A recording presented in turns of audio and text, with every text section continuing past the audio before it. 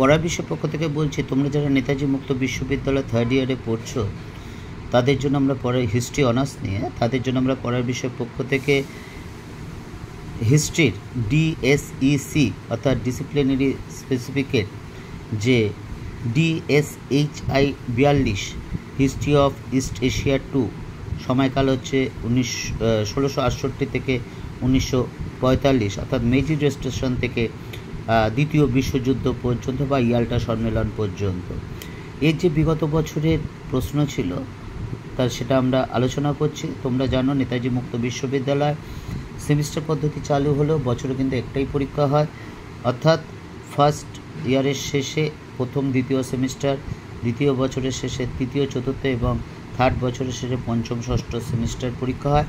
সেই অনুসারে এই থার্ড ইয়ারে অর্থাৎ সিক্স সেমিস্টারের পরীক্ষা জুন 2024 সালে লেখা আছে এবং দেখবে ফিফথ সেমিস্টার যেগুলো সেগুলো কিন্তু ডিসেম্বর 2023 লেখা আছে। তা যাই হোক, এটা নিয়ে তোমরা ঘাবড়াবে না।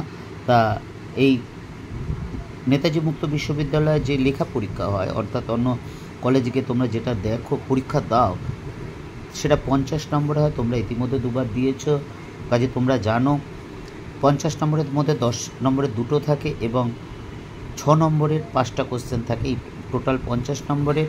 আর 20 নম্বরের অ্যাসাইনমেন্ট, অনলাইন অ্যাসাইনমেন্ট করতে হয়। আমরা পরের বিষয় পক্ষ থেকে এই হিস্ট্রি অ্যাসাইনমেন্ট করে দিই এবং এইবারও করেছি, নির্ভুল হয়েছে। দেখে নিও আমাদের ইউটিউব চ্যানেলে, আগে দেখে বিশ্বাস করো।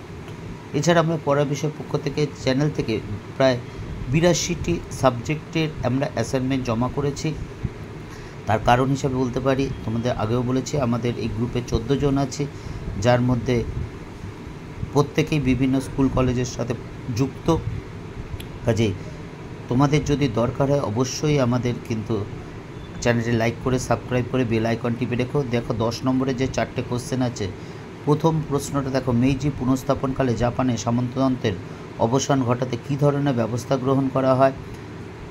What were the measures undertaken in Japan during the period of Meiji Restoration to abolish the feudal system?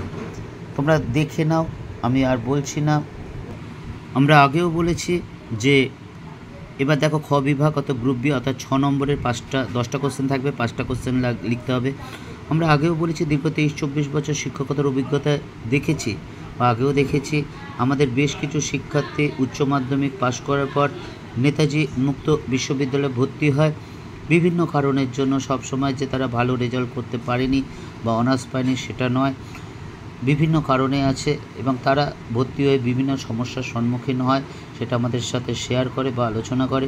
এবং তার জন্য আমরা ঠিক করেছি যদি তাদের সাথে কিছু সাহায্য করতে পারি যাতে তাদের পড়াশোনায় বিন্দুমাত্র সুবিধা হয়, কারণ বইয়ের অসুবিধা, সিলেবাস বুঝতে অসুবিধা, নির্দিষ্ট ক্লাস করার অসুবিধা বা ক্লাস হলে তাদের যাওয়া অসুবিধা, বিভিন্ন কারণে আমরা পড়ার বিষয় পক্ষ থেকে তাদের সিলেবাস ধরে সাজেশন ধরে যে প্রশ্নগুলো আসতে পারে সেগুলো আমরা আলোচনা করে দিই, বুঝিয়ে দিই। কারণ না বুঝতে পারলে সেটা কিন্তু কোনো গুরুত্ব থাকে না।